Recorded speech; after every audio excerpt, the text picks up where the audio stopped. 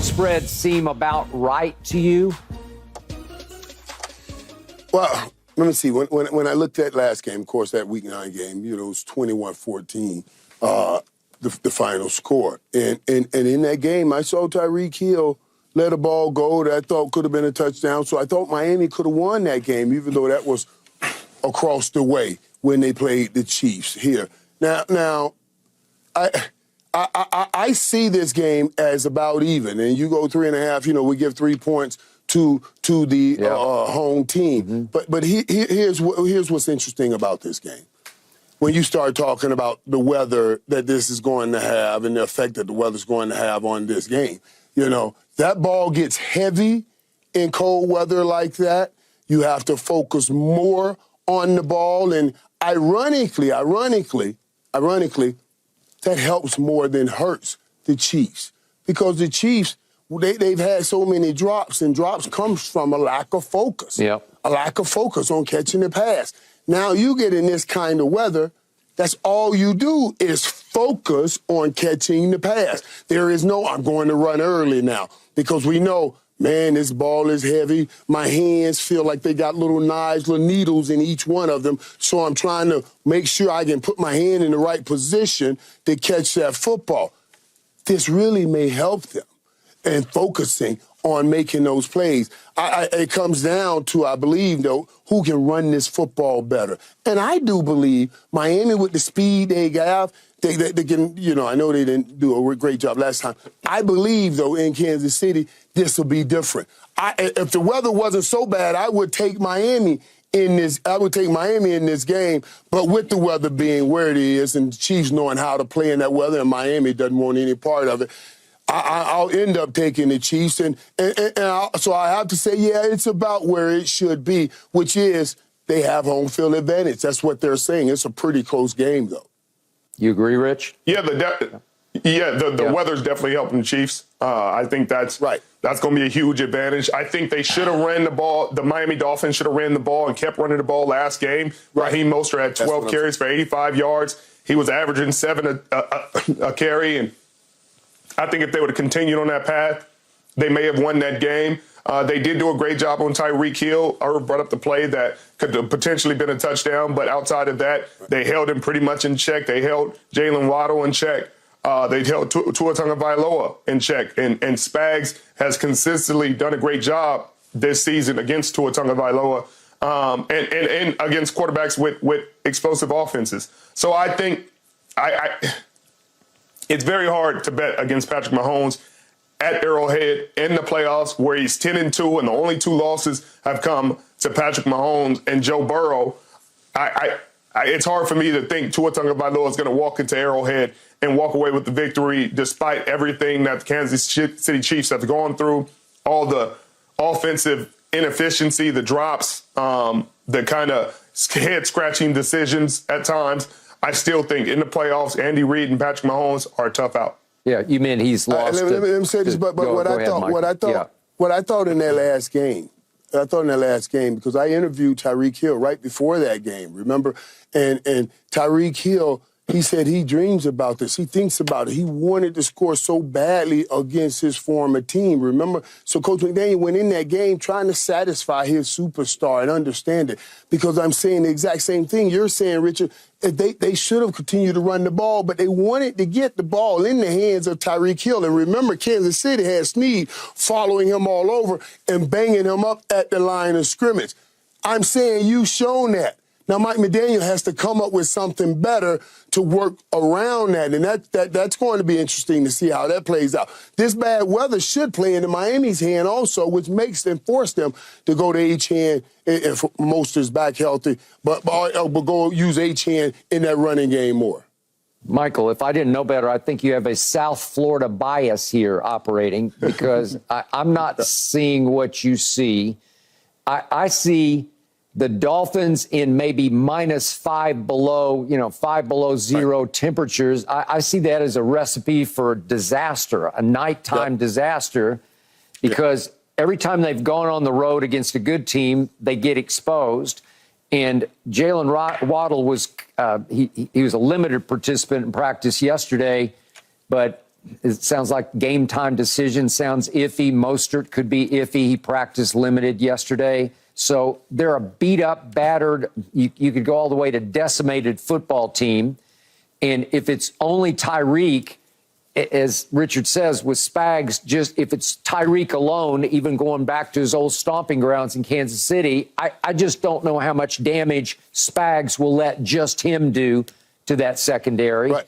And let me tell you. Let me tell you what I mean by this. Let me tell you what I mean then. Okay, because the weather is so badly now, what happens? Yeah, Miami has to come out of their primary game plan, which is quick game to Tyreek. Quick game to Tyreek. Well, Snead knows this. They're going to press Tyreek now.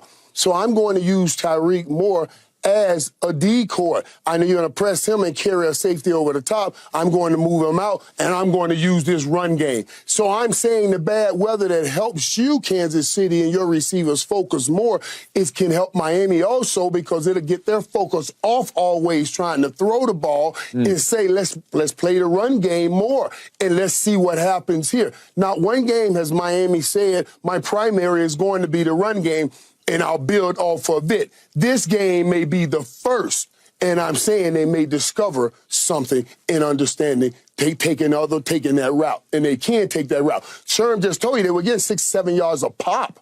6 or 7 yards a pop. With that kind of speed, 1 or 2 times in the cold weather, you miss him, he's gone. Reaching those hands out, those fingers are tight, they're cold, they're frozen. Those tackles, finger tackles, are a little bit more difficult. That kind of speed, he could be gone. That's why I'm saying what I'm saying. And even if Mostert does not play, you still good?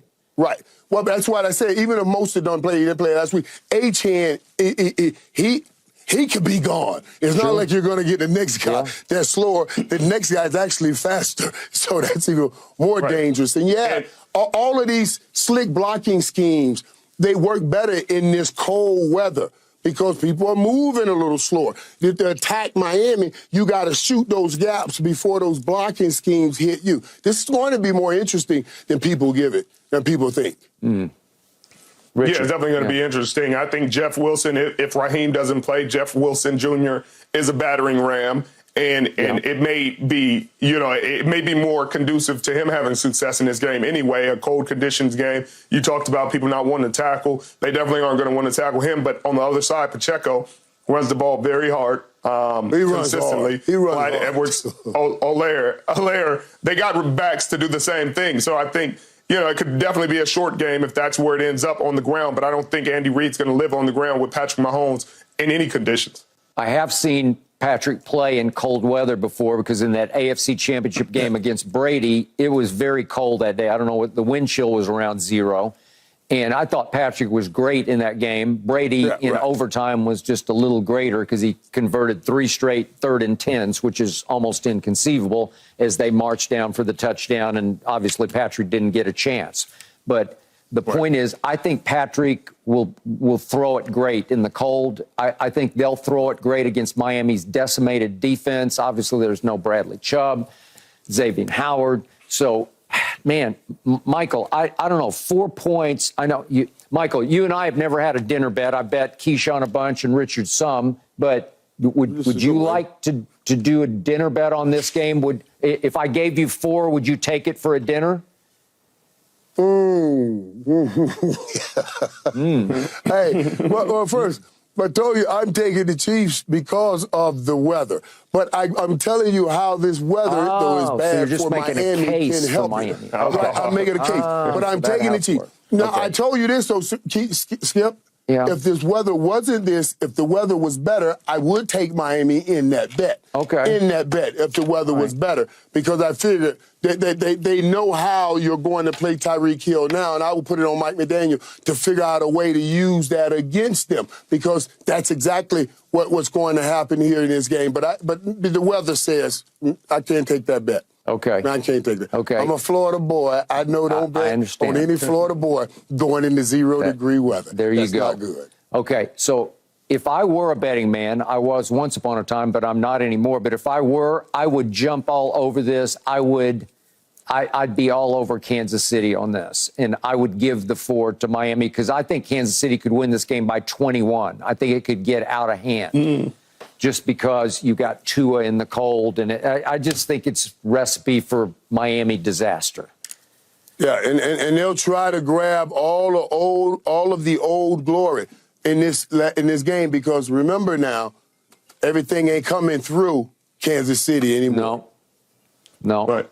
Right. It's not going to be the Arrowhead Invitational this year as it's been the last 5 years. If they win this game and Buffalo wins, they'll likely have to go to Buffalo. And we can talk about that. We can cross that bridge when we get there. Yeah. Richard, could you see Kansas City winning this by a lot?